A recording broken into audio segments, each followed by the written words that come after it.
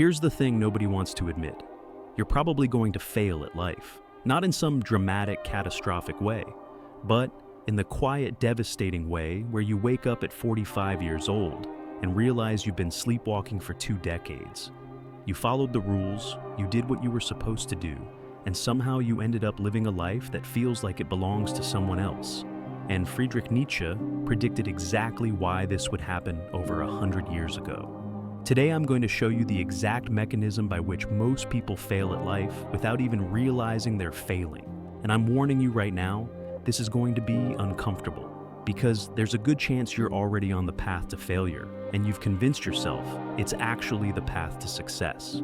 So let's start with the most important question. What does it even mean to fail at life? Because most people think failure means being broke, or alone, or addicted, or homeless. And sure, those are forms of failure. But Nietzsche understood there's a much more common form of failure that nobody talks about. It's living an entire life without ever becoming who you actually are. It's spending 70 or 80 years on this planet playing a role someone else wrote for you. That's the real failure, and it's everywhere. Look around you. How many people do you know who seem genuinely alive? Not just existing, not just going through the motions, but actually alive, pursuing things they care about, becoming who they want to be, living according to their own values. If you're honest, it's probably not many. Most people are what Nietzsche called the last men. They're comfortable, they're safe, they're following the script, and they're completely dead inside. And here's what's terrifying. They don't even know they're dead inside. They've convinced themselves that this is what life is supposed to be. You go to school, you get a job, you buy things, you watch Netflix, you scroll social media, you complain about politics, you take vacations twice a year, and then you die. And if you question this, if you suggest there might be more to life, people look at you like you're crazy. Nietzsche predicted this. He said that modern life would create a specific type of person, someone who wants nothing more than comfort and safety. Someone who has no great ambitions, no burning desires, no willingness to suffer for something meaningful. Someone who just wants to be left alone to pursue small pleasures. And he was right. That's most people. That's probably you. Now, before you get defensive, before you start listing all the ways you're different, just sit with that for a moment. Are you really pursuing something meaningful? Or are you just optimizing for comfort? Are you becoming who you want to be? Or are you becoming who you're expected to be? Are you building a life you choose? Or are you just accepting the default options? Here's why most people fail at life, according to Nietzsche. They never develop what he called the will to power. And no, this isn't about dominating other people. The will to power is about having a powerful drive to overcome yourself, to constantly become more, to refuse to accept your current state as your final state. It's about having something you're willing to suffer for, something that makes all the difficulty worthwhile. Most people don't have this. They have the will to comfort instead. They organize their entire lives around avoiding pain, avoiding risk, avoiding discomfort. And this seems rational. This seems like the smart approach. But it's actually the mechanism of failure, because anything meaningful in life requires you to go through discomfort. There is no comfortable path to a life worth living. Think about it. Every meaningful relationship requires difficult conversations. Every meaningful career requires risk and uncertainty. Every meaningful personal growth requires you to face things about yourself you'd rather avoid. If your primary goal is comfort, you will systematically avoid everything that makes life meaningful. And then you'll wonder why your life feels empty. Nietzsche saw this happening in his own time, and it's gotten so much worse now. We live in a culture that's completely obsessed with eliminating discomfort. Everyone needs to feel safe. Everyone needs to avoid triggers. Everyone needs constant validation. We've created a world where you can live your entire life without ever being genuinely challenged, without ever having to face difficulty, without ever having to grow. And people think this is progress. They think this is enlightenment. But Nietzsche would say, this is death. This is the creation of a society of last men. People who are so comfortable, so safe, so unchallenged that they never become anything. They just exist. They consume. They distract themselves. And they call it living. Let me tell you about another reason people fail. Nietzsche talked about the herd mentality. Most people don't think for themselves. They don't choose their own values. They don't decide what they actually want. They just absorb whatever their environment tells them to want. Their family, their friends, their culture, social media, advertising, all of it pouring into their heads, telling them what to value, what to pursue, what to be. And here's the insidious part. People think these are their own thoughts. They think they're making their own choices, but they're not. They're just executing the programming. They want the things they're supposed to want. The house, the car, the wedding, the vacation, the promotion. Not because these things actually align with who they are, but because these are the things you're supposed to want. This is why people can achieve all their goals and still feel empty. They climbed the ladder only to realize it was leaning against the wrong wall. They spent 20 years pursuing something they didn't even actually want. They were just following the herd, and the herd doesn't know where it's going. It's just moving because everyone else is moving. You want to know if you're part of the herd? Ask yourself this. Can you articulate why you want the things you want? Not just surface level reasons, but deep reasons. Why do you want that job? Why do you want that lifestyle? Why do you want that relationship? If your answer sounds like something out of a commercial or something your parents would say, you're part of the herd. You're failing at life because you're living someone else's life. Now here's where it gets really dark. Nietzsche talked about something he called the last man. And this is the endpoint of herd mentality. The last man is someone who has no ambitions beyond comfort. Someone who thinks the highest achievement is to be safe, to be comfortable, to be happy in a shallow, fleeting way. Someone who looks at people with great ambitions and thinks they're crazy. The last man says things like, "What's the point of working that hard?" Or, "Why stress yourself out?" Or, "Isn't it enough to just be happy?" And on the surface, these seem like reasonable questions. But what they're really saying is, I have nothing I care about enough to suffer for. I have no great loves, no great purposes, nothing that makes life feel worth living beyond momentary pleasures. And this is most people. Most people would rather be comfortable than great. Most people would rather avoid pain than pursue meaning. Most people have been so domesticated by modern life that they can't even imagine wanting something enough to sacrifice for it. They look at people who are driven, who are ambitious, who are willing to suffer for their goals, and they think those people are the problem. Nietzsche would say, the last man is the ultimate failure, because the last man has given up on becoming anything.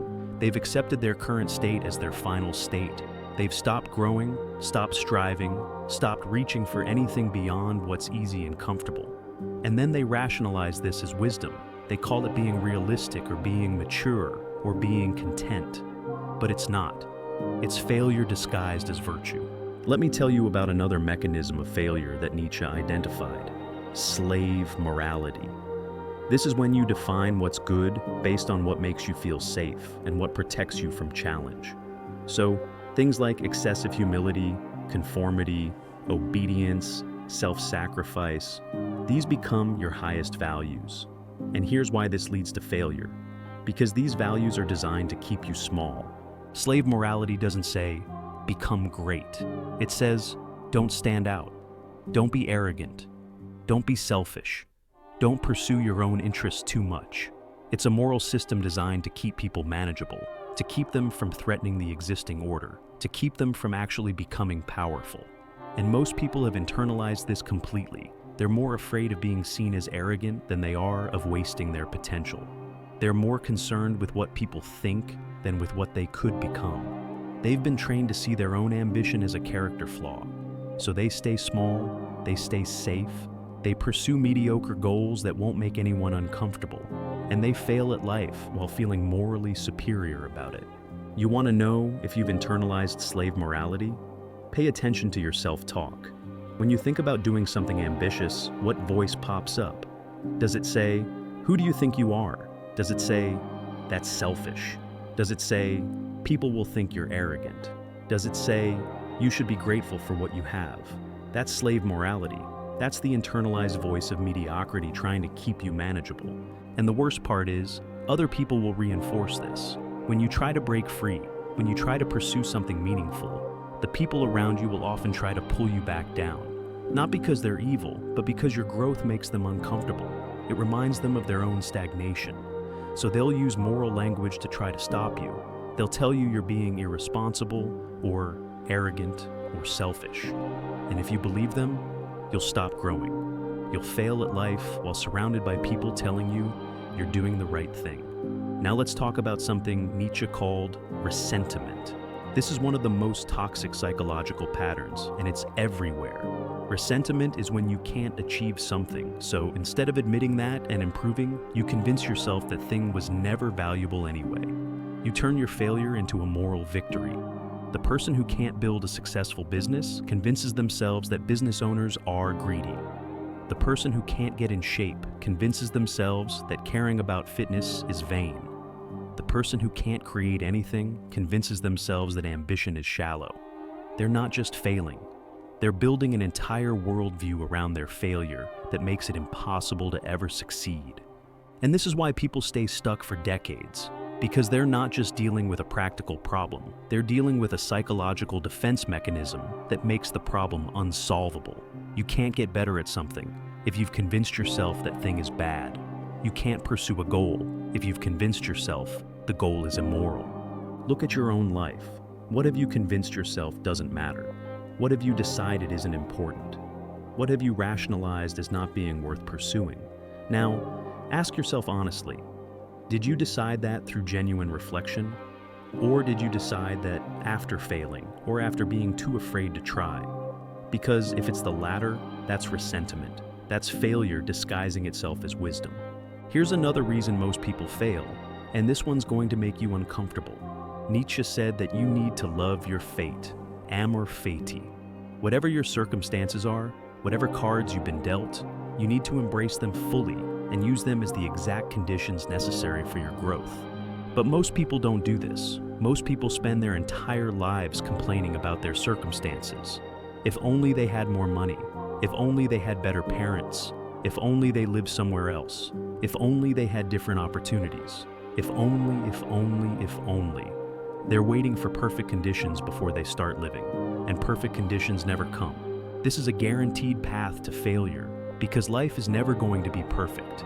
Your circumstances are never going to be ideal. There's always going to be something you can point to as an excuse. And if you're waiting for all the obstacles to disappear before you start pursuing what matters, you're going to die waiting. The obstacles are the path. The challenges are the curriculum. The difficulties are what make success meaningful. Nietzsche would say that the ability to embrace your fate, to stop complaining about your circumstances and start using them, is one of the key differences between people who succeed at life and people who fail. Winners look at obstacles and see opportunities. Losers look at opportunities and see obstacles. Same reality, completely different interpretation. So ask yourself right now, what are you complaining about? What circumstances are you using as an excuse not to pursue what matters? Whatever it is, that's probably the exact thing you need to embrace and work with. That limitation might be the thing that forces you to develop the skills and character you need to succeed. But you'll never know if you spend all your time wishing it was different. Let me tell you about one of the most dangerous traps that leads to failure. Nietzsche talked about how most people never become who they are. They spend their entire lives being who they think they're supposed to be. They never do the difficult work of figuring out their own values, their own desires, their own path.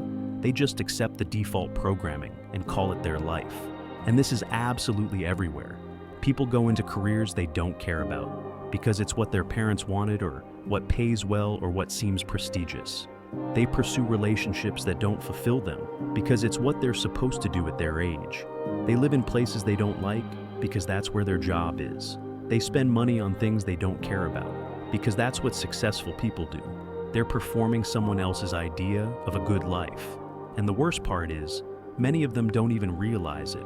They feel this vague dissatisfaction, this sense that something's missing, but they can't identify what it is. What's missing is them, their actual self, the person they could have been if they'd ever bothered to figure out who that is. Here's a test. Can you describe what you value without using words that came from your parents, your culture, your education? Can you explain what you want without referencing what you're supposed to want? Can you articulate who you are beyond your roles and labels? If you can't, you're failing at life because you're not even living your own life. You're living a hand-me-down life. And becoming who you are is terrifying because it might mean admitting that everything you've built is wrong. It might mean disappointing people. It might mean starting over. It might mean being misunderstood. Most people aren't willing to face that. So they spend their whole lives wearing a mask, playing a role, being who they're supposed to be instead of who they are. And they wonder why life feels hollow. Now, let's talk about one of the most important concepts for understanding why people fail. Nietzsche talked about the eternal recurrence. Imagine you had to live your exact life, every single moment, over and over again for eternity. Nothing changes. Every choice you made, every action you took, every moment of your life, repeated infinitely. Could you embrace that? Would you want that? If the answer is no, you're failing. You're living in a way you wouldn't choose if you had to live it forever. You're wasting time. You're avoiding what matters. You're settling for less than you could be. And the eternal recurrence test doesn't let you lie to yourself. You can't say you'll change tomorrow because tomorrow is the same as today in eternal recurrence. You can't say this is temporary because nothing is temporary if it repeats forever. Most people would be horrified to live their lives again. They're spending most of their time on things that don't matter. They're avoiding the challenges that would make life meaningful. They're settling for comfortable mediocrity. They're not becoming anything. They're just passing time until they die. And if you had to do that for eternity, it would be hell. But here's what Nietzsche is really saying with this thought experiment. You should live in such a way that you would choose to repeat your life eternally. You should be doing things that matter so much to you that you'd be willing to do them forever. You should be becoming someone you respect so much that you'd be happy to be that person for eternity. That's what it means to succeed at life. So, use this test right now. If you had to live today over and over forever, would you be okay with that? What about this week, this month, this year? If the answer is no, what are you doing? Why are you living in a way you wouldn't choose to repeat? Why are you wasting your limited time on Earth doing things that don't matter enough to do forever? Here's another massive reason people fail that Nietzsche identified. Most people are addicted to pity, not just feeling pity for others, but wanting pity for themselves. They love being victims. They love having excuses. They love explaining why their life is hard and why nothing is their fault. And this feels good in the moment because it absolves them of responsibility. But it's absolutely poisonous, because when you see yourself as a victim, you give away all your power. If nothing is your fault, then you can't change anything. You're just floating along, buffeted by circumstances, unable to control your own life. And this is comfortable in a sick way because it means you never have to try. You never have to take risks. You never have to face the possibility that you could have done better. Nietzsche would say that pity, especially self-pity, is one of the most destructive emotions because it keeps you weak, it keeps you stuck, it gives you permission to fail. And our modern culture is completely soaked in this. Everyone's competing to be the biggest victim. Everyone's got a reason why they can't succeed. Everyone wants sympathy instead of solutions.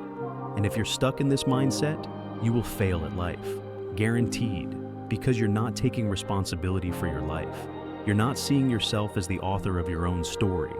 You're seeing yourself as a passive character to whom things happen. And as long as you see yourself that way, nothing changes. The shift you need to make is brutal but necessary. Everything in your life is your responsibility. Not your fault necessarily, but your responsibility. Your circumstances, your emotions, your relationships, your career, your health, all of it. Even the things that happened to you that genuinely weren't your fault. Your response to those things is your responsibility. And until you accept that, you're powerless. Let me tell you about one more way people fail. Nietzsche talked about the death of God, and most people completely misunderstand what he meant. He wasn't celebrating, he was warning us. He was saying that when people stop believing in traditional religion and traditional values, they don't automatically become free thinkers. Most of them just find new things to worship, new authorities to obey, new dogmas to follow. And he was absolutely right. Look at modern life. People who don't believe in God believe in science as if it's infallible. They believe in political ideologies as if they're absolute truth. They believe in social media consensus as if popularity equals correctness. They've just replaced old authorities with new authorities. They're still following the herd. They still haven't learned to think for themselves. This is why most people fail. They never develop intellectual independence. They never question deeply. They never examine their own beliefs and values to see if they're actually true, or if they just absorb them from their environment. They're mentally lazy. They want someone else to tell them what to think, what to value, what to pursue, and then they spend their lives living according to these unexamined beliefs. Nietzsche's solution was to become what he called a free spirit, someone who questions everything, someone who thinks for themselves, someone who creates their own values based on what actually enhances life, rather than just accepting whatever values they inherited. But this is difficult. It's lonely. It means you might come to conclusions that separate you from the herd. And most people aren't willing to pay that price. So they stay in the herd. They think what they're supposed to think. They want what they're supposed to want. They live how they're supposed to live. And they fail at life because they never become individuals. They're just copies, variations on a theme, interchangeable parts in a machine. And deep down, some part of them knows it. Here's what this all comes down to. Nietzsche predicted that most people would fail at life because most people are not willing to do what's necessary to succeed. They're not willing to embrace difficulty. They're not willing to think independently. They're not willing to take full responsibility. They're not willing to question their programming. They're not willing to risk comfort for meaning. They're not willing to become who they actually are instead of who they're supposed to be. Success at life, real success, requires you to be exceptional. Not in the sense of being better than others, but in the sense of being an exception to the rules. You have to be willing to suffer for something meaningful. You have to be willing to stand alone. You have to be willing to be misunderstood. You have to be willing to face difficulty that others avoid. You have to be willing to become your own person in a world that wants you to be a copy. And most people aren't willing to do that. They want success, but they want it to be comfortable. They want meaning, but they don't want to suffer for it. They want to be individuals, but they don't want to separate from the herd. They want transformation, but they don't want to change. And so, they fail. Not dramatically, but quietly. Not all at once, but slowly, year after year, until they wake up one day and realize they wasted their life. But here's the thing. It doesn't have to be that way. You can choose differently, right now, today. You can decide to stop following the herd. You can decide to embrace difficulty. You can decide to figure out who you actually are. You can decide to take full responsibility for your life. You can decide to pursue something meaningful regardless of whether it's comfortable. The question is, will you, or are you going to prove Nietzsche right? Are you going to be another person who fails at life because it's easier than succeeding? Are you going to be another last man, comfortable and safe and completely dead inside? Are you going to spend your one life being who you're supposed to be instead of who you are? That's the choice. And it's not a one-time choice. It's a choice you make every single day. Every time you face discomfort, you choose whether to embrace it or avoid it.